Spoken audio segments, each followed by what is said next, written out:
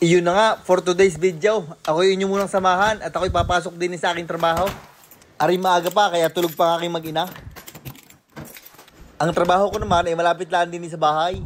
Kung ako'y magdadrive, mga 3 minuto lang. Pero kung lalakarin ay mga 7 minuto, may kasama ng takbo. Pagdating ko nga din sa shop ay nagsimula na agad ako. At ari nga palang ating gagawin ngayon, giniling na tupa, gagawin natin burger. Ari hahatiin ko lang sa dalawa. Yung kalahati ay gagawin nga nating burger at yung kalahati naman ay gagawin lang nating ground lamb. Ang ground lamb naman ay ilalagay lang sa packaging at ibebenta na. At aring kabaak naman ay gagawin natin burger. At pag ready ng ating giniling na tupa, kukuha naman tayo na rin mga sibuyas. Sibuyas na puti ang aking gagamitin din eh. Ang padali ko din ay binabalatan ko na lahat para mamaya ay dire-diretso na ang gayat. Tapos ang gayat naman din ay padice laang. Ganun rin ang pagdadice ng sibuyas. Gagayatin mo ng pagayaan, tapos hahatiin mo sa gitna at gagayatin mo ulit ng pagayaan. Naintindihan mo ga? Are, tuturuan ko kayo ng life hack. Pag puro lang inyong kutsilyo at ayaw nyong umiyak, are, maglagay lang kayo ng clean wrap sa inyong mga mata. Ay talaga namang napakaangas, tol. Are, garantisadong tuloy-tuloy ang tartaran. Gagayatan din natin rin ng bawang. Ang ginamit ko din ay 2 ulo ng bawang. Gagayatin lang ng pinong-pinaw. Sasamahan din natin na rin ang 1 bungkus ng parsley. Pinong-pino din ang padali din eh. At nung nagayat ng mga dapat gayatin, ay isinama ko na din sa giniling na tupa. Dinit, gagawa naman tayo ng kanyang pampalasa. Lalagyan ko lang rin ng 4,128 asin. Kaya pala ako nakangusaw ay nagbibilang. Ang sunod naman ay aring paminta. Aring madali lang, 3,000 piraso lang rin. 1 kutsarang cayenne pepper, pampahalang. 2 kutsarang smoked paprika. 1 kalahating kutsarang cumin powder. 1 kutsarang medyo umaapaw na dried oregano, pantanggal ng ubaw. Hintay ka't may nakalimutan pala ako.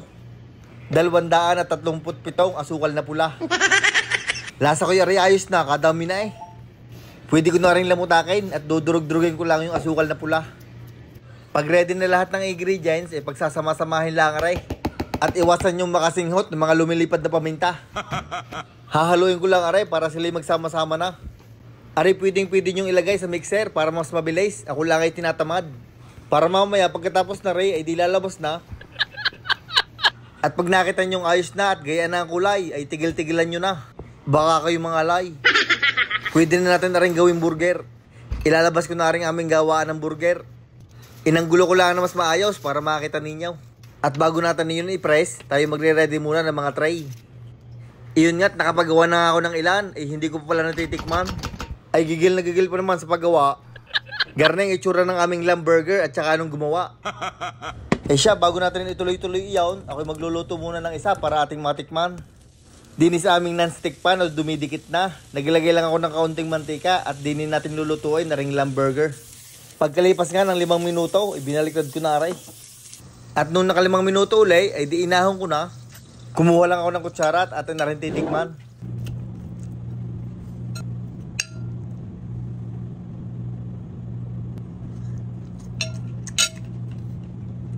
Napakasarap din nga talaga na rin, kaya laging hinahanap eh. Aray, para maiba, ating ilalagay aray sa pita. Sabay lalagyan pa na rin blueberry hot sauce. Ko ay napakainam. Aray, isa pa at hindi ko ata nalasahan. Promise, last na aray at ako'y babalik na sa trabaho. Iyaw, busog na naman si Boy Ngusaw. Balik sa trabaho para hindi lugi sa iyaw. Ang 1 pirasong burger palang aray ay nasa 4 ounces. Basta iyay na press ninyo at nahulma ay magkakasukat na iyan.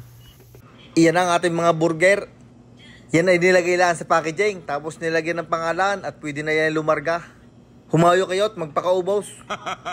Iyon, hanggang din na lang tayo. Maraming salamat sa inyong panunood.